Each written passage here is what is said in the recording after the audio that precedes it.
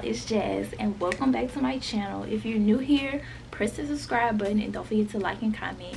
And if you're a return subscriber, welcome back, gang. Cause spirit, comment down below what should I name y'all, because I don't have nothing in mind to name y'all, like, for real.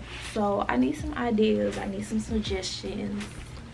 So leave them down in the comments, and also leave down some more video ideas that y'all would like to see. I have a few things listed already, but I still want to know what type of videos y'all like and what y'all want to see. So today, as you can tell by that title, because that's why you clicked on it, you're not dumb, you can read, obviously. Today I'm going to be doing my labor and delivery story time. Y'all, this story is like, it's so crazy. Like, I can tell this story a million times because my experience was just like, oh my god, like the words. So let's get straight into the video. Before I start, I wasn't supposed to go into labor until like the end of February. Like February, it was like February 20 something like that. So keep that in mind. I wasn't supposed to go in labor to then. So I was early by like 2 weeks, I want to say. So Friday night, I went to take Todd to get his hair cut.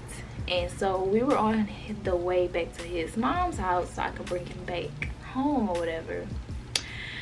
So, you know, we're at the red light or whatever. Well, it wasn't red, it was green. But you know how sometimes when you're in a green turning lane, the arrow is not green, but the light is green. So you have the right to go, but you have to watch for the other cars coming, right? Okay, so the truck ahead of me went up a little bit, but you know, he stopped because the car was coming. You know how people, you know what people do when they be driving. So yeah, he turned.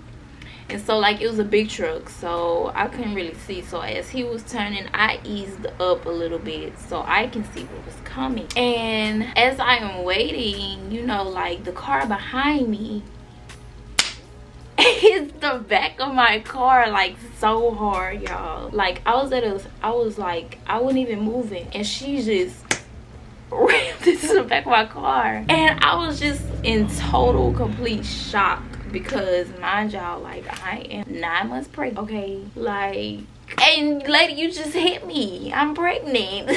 So I told Todd, so he's like, he was shook, okay? He was more shook than me. Like I was in shock, but he was shook. So he was like, are you okay, are you okay, da da da da. And I was like, I'm good. If the car is not messed up, just tell her we're not gonna call the police. It's fine, I don't have time, let's go. Cause I was pregnant. Like if the car was not messed up, then I was gonna let her go, okay? But he was just standing out there and looking. So I got out the car and I was looking and I was like, it doesn't even look messed up, just tell her we can go. And then I walked over some more to like the passenger side, and y'all, my freaking what do you call it, a rear end bumper, that's what you call it, I don't know. But it was like literally like hanging off, you know. It wasn't necessarily like, it was probably like a little dent, but it was mainly like hanging off. Not bad, but it was off.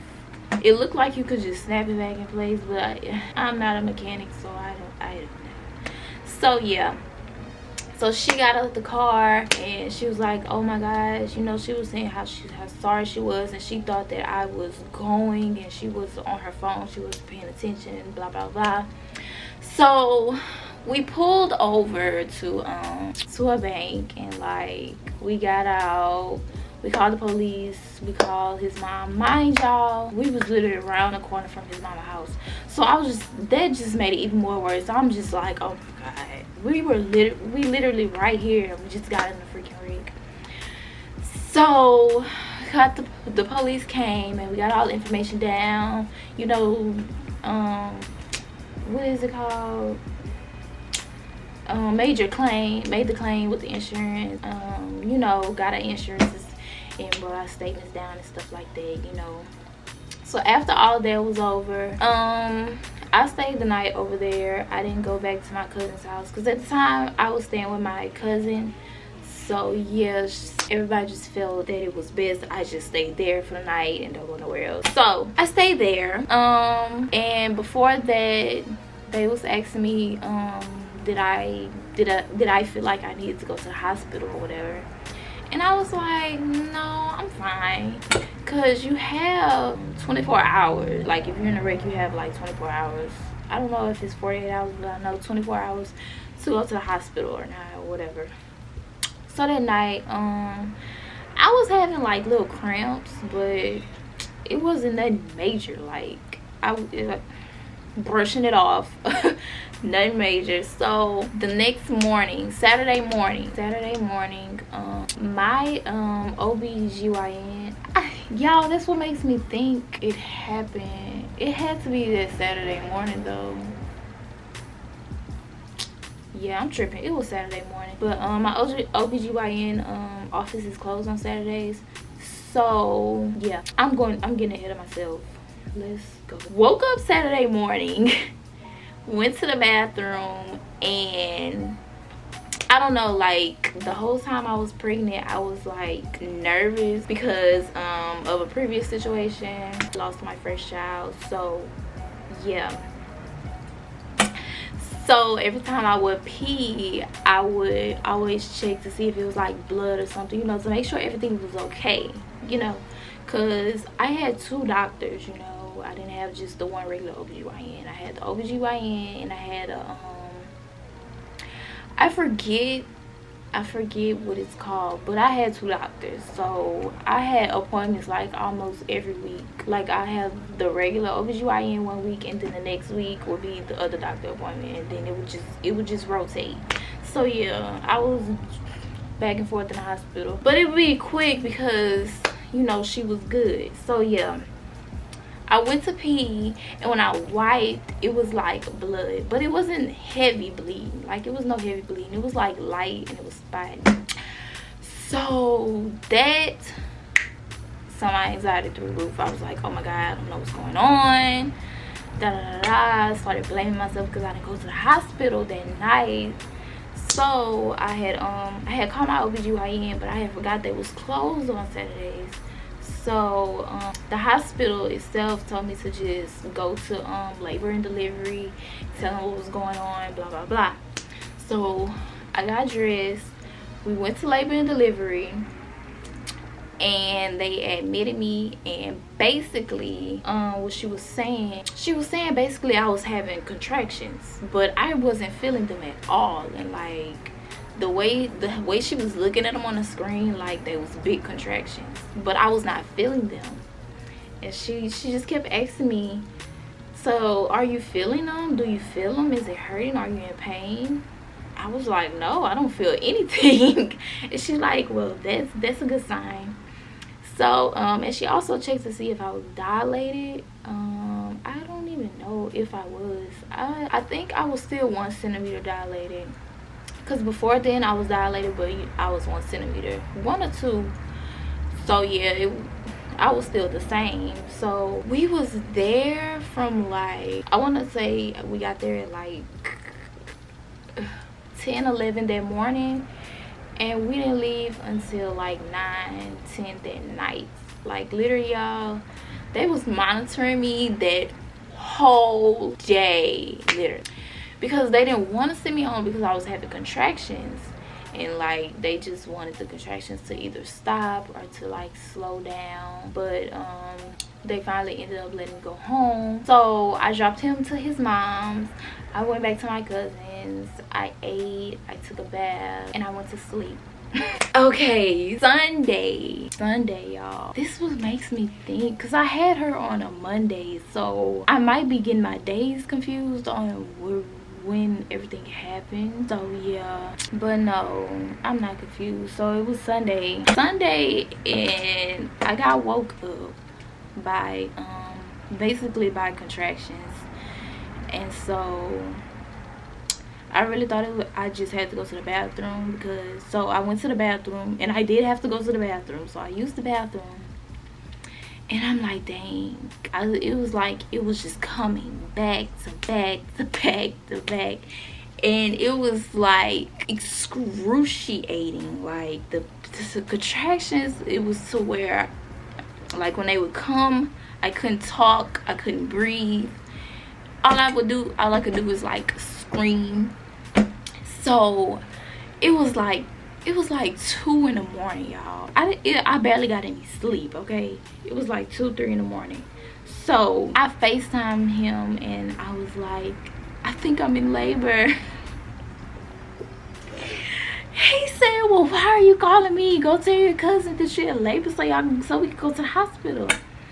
Y'all, I was standing up, leaning over the couch, y'all. Standing up, leaning over the couch, rocking back and forth. It was like I could not move. Like the contractions was hurting so bad, I could not move. And so I was like trying to concentrate. Because I was like, I need to go to the hospital.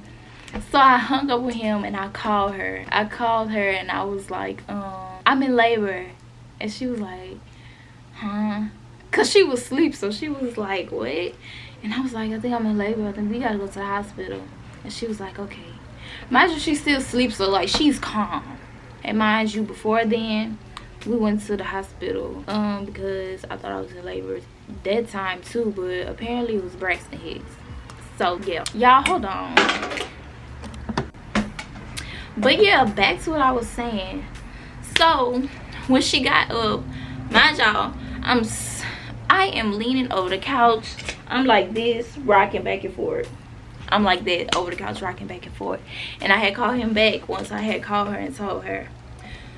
So he on the FaceTime, he just looking at me all confused. I'm rocking back and forth. I'm screaming.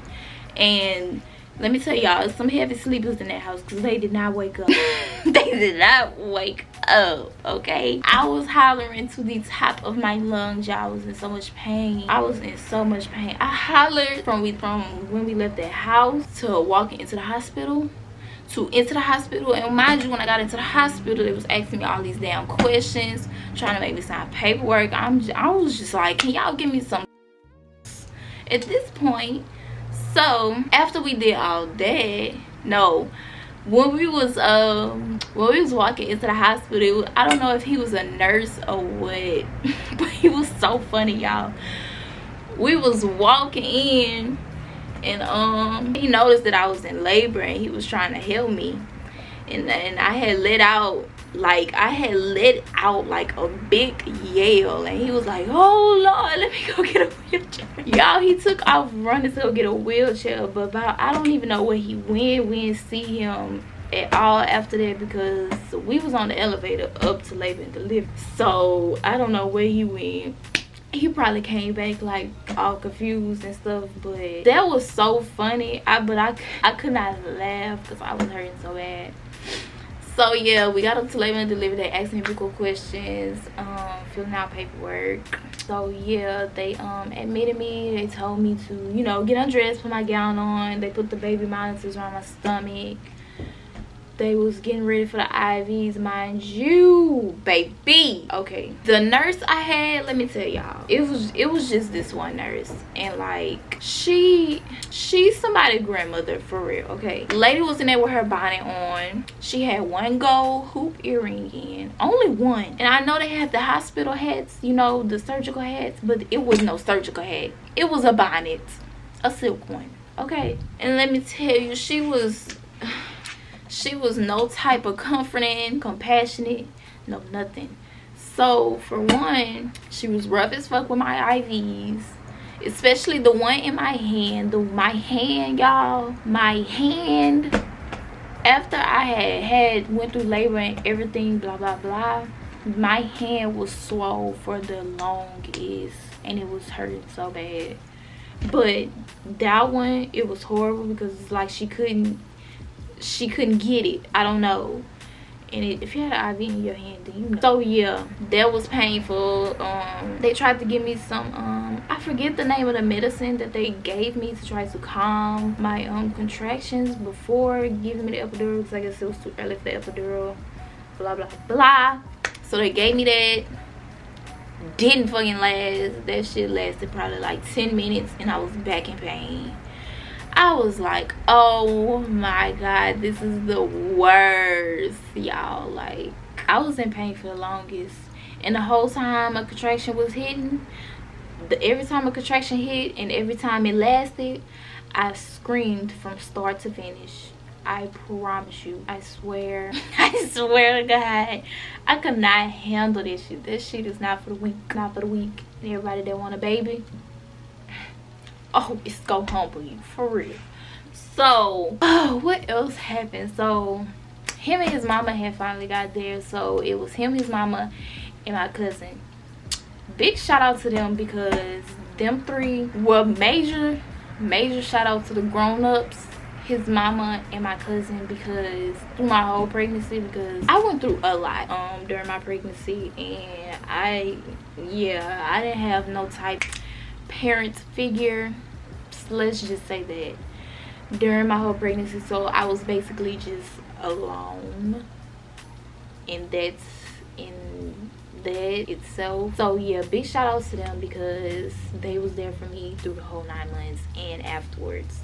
So yes, but yeah, they got there. I was still in pain. I think soon as they got there, the nurse I'm telling y'all about, the bowel, she wanted to check my cervix, because when I first got there, I did not want them to check it because I was in so much pain.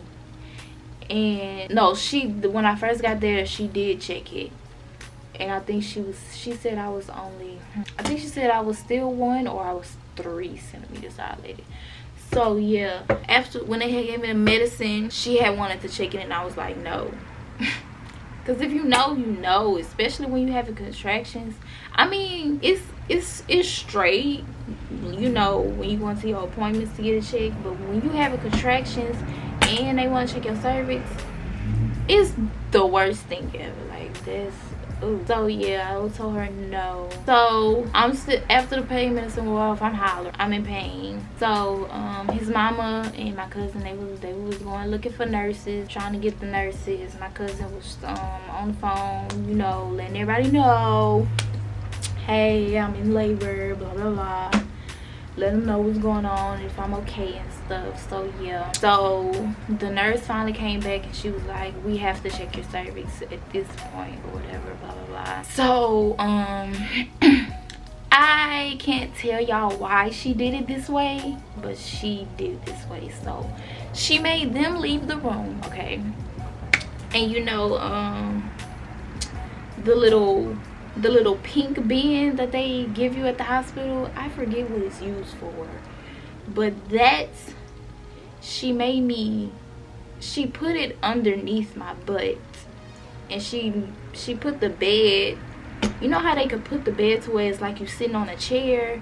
She did that, and then she didn't count down or let me know that she was finna check my cervix. My legs is, you know, like not even barely open, because mind you, contractions is hitting back to back.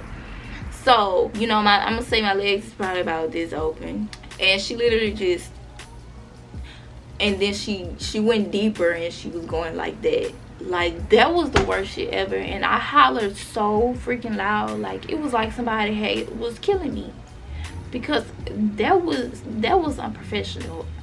Like, first of all, you should warn me, like, what you finna do. You need to talk me through what you finna do, not just do it. Like, what the fuck? So after she did it, she was like, you're 7 centimeters dilated, do you want to get your epidural? And I was like, hell yeah, I want to get my epidural, let's go. So, but then again, I was like, dang, yeah, girl, it's a 7 centimeters with no medicine, but still, that shit was painful, y'all. And then also in my head, I'm like, because I heard so many stories about people getting epidural early, and then it would wear off, and they would feel everything when it was time to push. So I was like, ooh, I hope I make it, you know, further enough to where that don't happen to me. So after that, put me in a wheelchair, wheeled me to the delivery room, because you know you be put in like whatever room is called when they admit you, and then they move you to the next room. So yeah, I got moved to the delivery room, and they started prepping. Well, first it was a little wait because I don't know if they was trying to get hold of the doctor or he was doing other epidurals or whatever. I don't know what was going on, but it was a wait. I was still hollering, and she was just all in my face, just like I wish Ty Mama was here so she could reenact how she was. But yeah, it was crazy. Like my first nurse, she was just ghetto. Okay, it wasn't like how you had your grandma there and your grandma is comforting you and doing what grandmas do. No, it wasn't that at all. So finally, I don't know if the man, he was a foreman, but I don't know if he was training or what, because it was him and it was a lady, you know, like watch. So when he did it, mind you, you know how everybody talk about how it's epidural hurts or whatever, blah blah blah. I didn't feel mine. Okay, so when he did it, you know, he did it, they put the tape and stuff and they laid me down. I'm still hollering and they was like, it still hurt, and I think they was trying to check my cervix again, and I'm still hollering. Like it's 5 to 10 minutes later and I'm still hollering. The epidural has not kicked in. So they finally came to the conclusion that he stuck it in wrong. Yeah, he stuck the epidural in wrong, y'all. So they had to pull it out, and the lady that was supervising him, she came back and did it. And so when she did it, I instantly started feeling better. I was like, yes. I was like, yes, I'm in heaven. So yeah, I got stuck twice for my epidural. I didn't feel neither one of them. So that was kind of good because I didn't want to feel it anyways, because I already was going through so much pain. So yeah, I didn't feel neither one. It was just bad because of the fact, you know, I had to get stuck twice. Like what? So that happened. What happened after the epidural finally kicked in? Oh my god, the next nurse I had, y'all, the little grandma, her shift was over. I guess her shift was over. So another girl came in. She was like younger. Oh my god, y'all, I wish I could remember her name, because if I go back to that hospital, I'm probably gonna go back to the hospital, because my doctor that delivered my baby, my OBGYN, he was the best. Like the best. Like everybody, you know, talks down on the hospital, but my doctor, baby, top tier. Okay, so yeah, it's just the nurses that makes it horrible, you know. Not all of them, just, you know, some. But the one that came in, y'all, she was just so sweet and comforting and nice. I loved her. I didn't want her to leave. So she came in, she checked my cervix.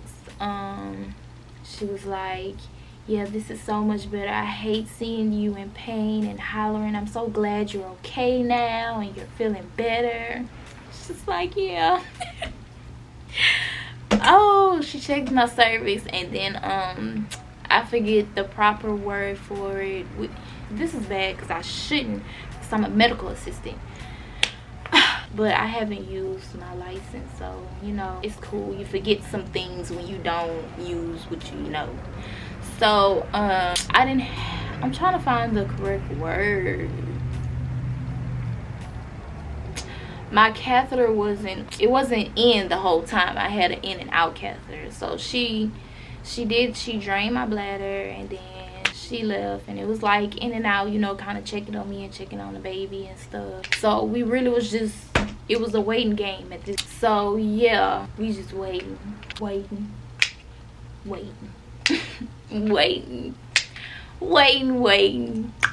So it was probably, bro, I think it was that same time, that Monday morning. I had her like 4 something in the morning, I want to say. That sounds so bad, like I forget what time I went in late, but I believe it was 4 something, y'all. Yeah.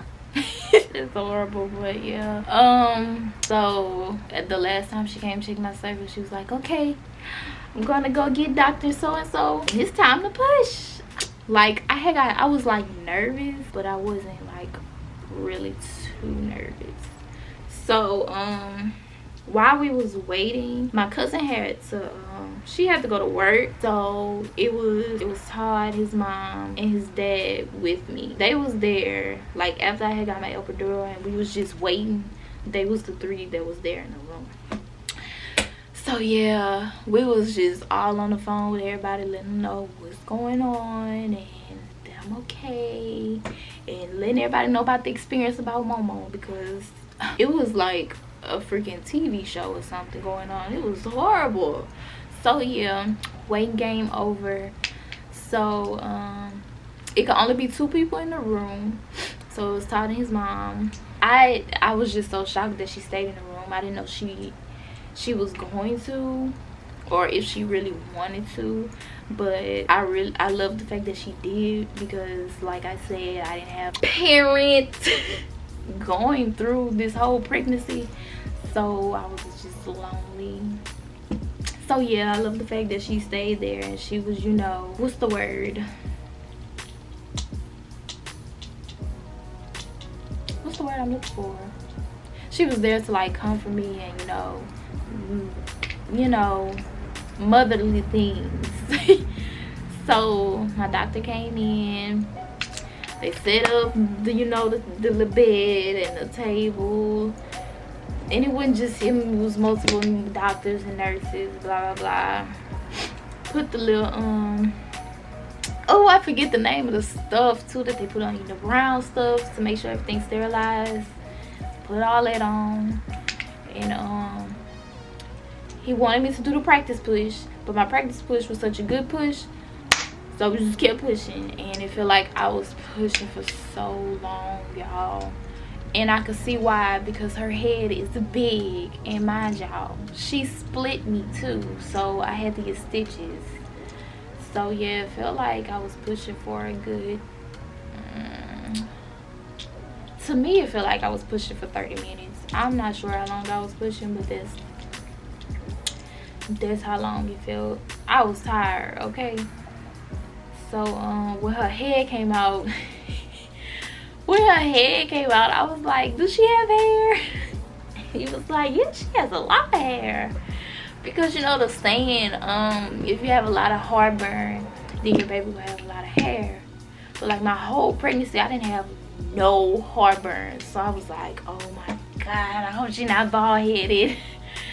So yeah, so we pushing. Everybody's, you know, encouraging me, blah blah blah, holding my hand. And she finally comes out, and I just cry. So since I'm crying, his mama crying, and he crying, so we just all in there just crying. And then I don't even think she didn't even cry when she came out. She was just looking, and it was just so funny because, you know, babies normally cry, their eyes be closed and stuff, they don't really be looking around. She came out so calm, and she was just looking. I was like, this is my baby. So yeah,